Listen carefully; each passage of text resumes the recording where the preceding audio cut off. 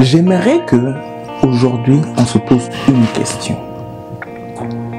On a des objectifs, on a des rêves, certains même connaissent leur mission dans la vie, ce qu'ils aimeraient faire de leur vie.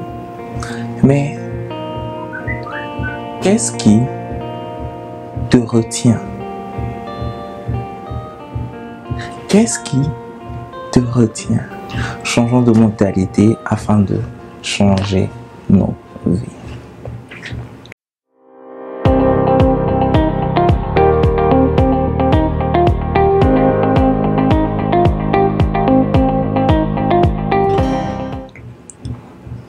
Quand on était jeune, on avait des idées, des pensées, des rêves, comme certains pourraient l'appeler, sur ce qu'on aimerait faire.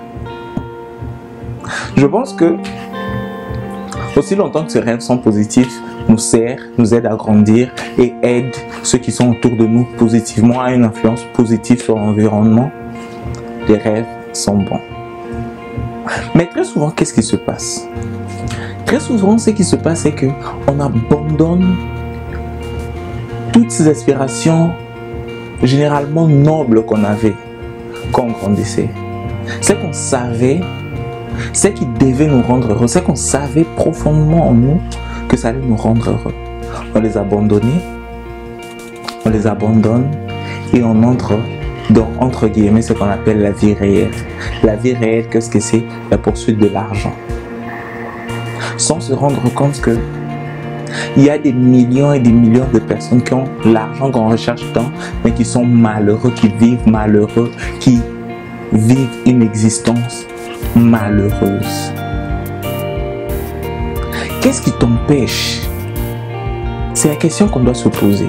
Qu'est-ce qui t'empêche aujourd'hui de revivre, de vivre ce rêve-là, de vivre ce qu'il y a de plus noble en toi, de vivre ce qui te fait le plus plaisir et d'essayer de développer ça afin que ça soit positif, afin que ça ait un impact positif sur ton entourage.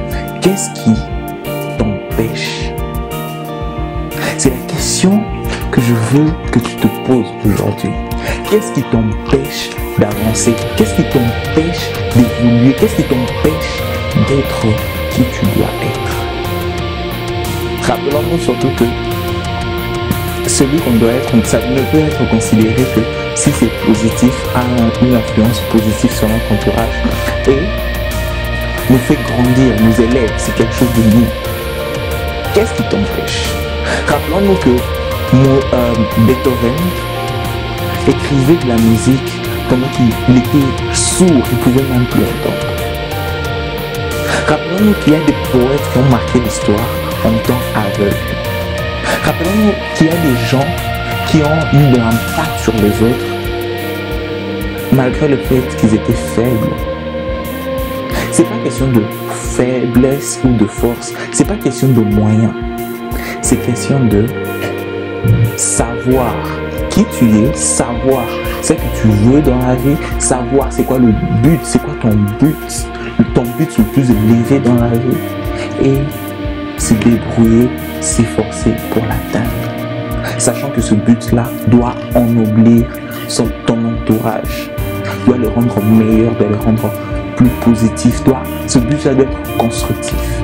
Mais qu'est-ce qui t'en empêche? Qu'est-ce qui t'empêche d'aller de l'avant? Qu'est-ce qui t'empêche de vivre, de devenir qui tu dois être?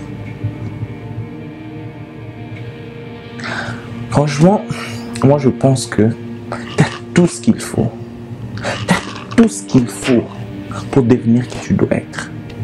La première chose, c'est peut-être commencer par chercher à savoir qui tu es en réalité. C'est quoi ta mission? Qu'est-ce que tu aimes faire? C'est quoi ta mission? Comment est-ce que ça peut servir ceux qui sont autour de toi? Et ainsi donc, commencer, ainsi donc, avancer, ainsi donc, changer les choses, ainsi donc, avoir un impact positif sur ton environnement. Tu as tout ce qu'il faut. Tu n'as pas besoin de moyens pour commencer. Tu n'as pas besoin de matériel pour commencer. Tu as juste besoin de force que tu as déjà. Tu as juste besoin des bonnes idées que tu peux avoir si tu fais ce choix-là. Tu as juste besoin que la vision que tu as, que la mission que tu as, que tu te rendes compte que ça doit être positif, ça doit être noble, ça doit être inspirant, ça doit inspirer les gens ou les aider, les influencer positivement. Moi, je crois que si tu le veux vraiment, si tu te mets à l'action, si tu te décides de changer, tu peux avoir des résultats. Changeons de mentalité afin de changer nos vies.